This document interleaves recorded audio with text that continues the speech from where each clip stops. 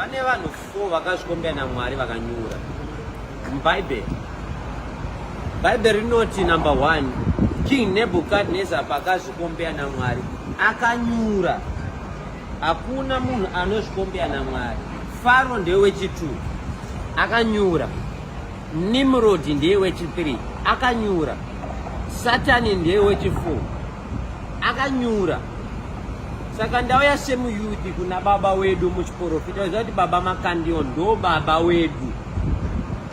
Ati wa Makandiwa havana kutadza, vakangoresva rurimi rwavangoti mbicha, kuti vangoriswatanudza, vongo reconcile, vongobatsira kastatement kekuti pajekeswe, because ivo sababa vanotadza.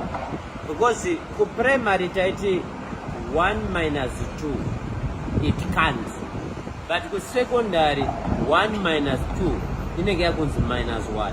Saka ivo vari kulevel rekumusoro, ngativanzwise kulevel ravo, he is right. But kuchechi hakuna munhu anozvikombera naMwari, hakuna munhu anozviita ane chipo kudarika Mwari. Bhaibheri rinoti wisdom he gift, and God himself created this world with wisdom. Saka tikuti Mwari havana zvipe.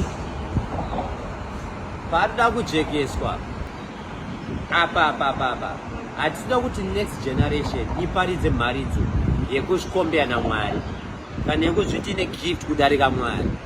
Saka ndau yose muyuthi kuti no, ndichinopinda mudheti mangu kuru sechana chenyu, ndiritori chana chenyu. Munoziya muchiprofita muna nababa ana Magaya, ana Makandiwa, ana Hubert Angel, ndo ana baba. Saka semayuthi isusu takukombera ngapasi kwatanozwa ndini.